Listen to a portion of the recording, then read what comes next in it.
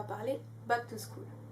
En général, sur YouTube, quand on dit Back to School, on retrouve souvent des vidéos look de rentrée, ou alors des vidéos comment avoir une bonne organisation scolaire. Moi, personnellement, Back to School, ça veut dire tâche d'encre. Il n'y a pas une année où en essayant de remettre la cartouche dans le stylo, j'ai pas fini par avoir de l'encre sur les mains, sur les vêtements, soit, t'as compris, un peu partout, même dans la bouche parfois, honnêtement. Et donc, quand on vit en côte, c'est pas super cool d'avoir mis son pull en première heure, de se retrouver avec une tache d'encre parce qu'on a explosé la cartouche, et de se devoir se dire qu'on va pouvoir le remettre que dans 2 semaines, le temps que maman lave le linge et le renvoie aux côtes. Donc, j'ai trouvé sur internet 4 astuces pour essayer d'effacer rapidement une tache d'encre sur un pull. On va tester ça tout de suite et on se retrouve après pour le résultat. J'ai donc écrit 4 chiffres à l'encre sur un vieux pyjama. La première technique est la plus connue de tous, c'est évidemment à l'effaceur. Sur le chiffre numéro 2, on essaye avec de la laque, il paraît que ça décolle l'encre. Sur le numéro 3, j'ai mis un peu de jus de citron et j'ai bien frotté sur la tache. Et sur le numéro 4, j'ai mis du dentifrice. On passe ensuite tout ça dans l'évier, sous l'eau, on frotte un peu et on observe le résultat. Là, la blouse est encore un peu humide, mais on peut voir déjà clairement ce qui a marché et ce qui n'a pas marché. Première place du podium, c'est le dentifrice. Ça a clairement effacé la tâche. On ne voit plus rien, que ce soit à la caméra ou ici à l'œil nu. Il n'y a plus de taches.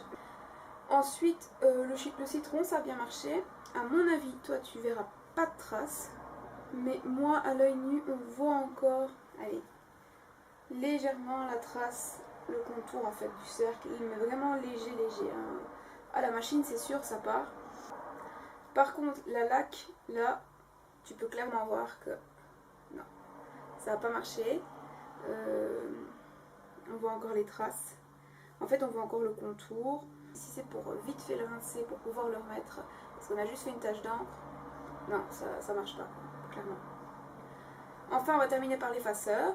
Alors, l'effaceur, attention, dans ce cas-ci, c'est concluant, mais j'ai pas pris vraiment de grands risques en essayant sur un pyjama.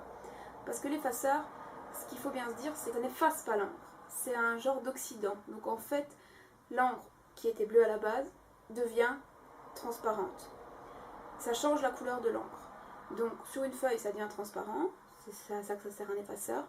Sur un vêtement, pas toujours. Parfois, en fait, ça devient un peu jaunâtre et ça peut laisser une trace sur le vêtement.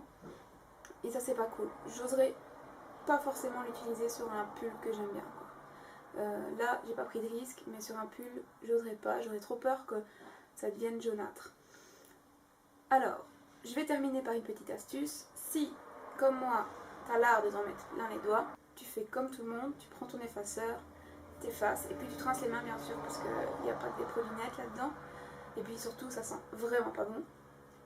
Bon, il y a des chances que tu tues totalement ton effaceur, qu'il soit rempli d'encre, t'arrives plus à rien effacer en fin de journée. Mais ce que tu peux faire, c'est l'astuce que je vais te donner, c'est tremper la pointe de l'effaceur dans un peu d'eau de javel. Et là, tu vas redonner une deuxième vie à ton effaceur.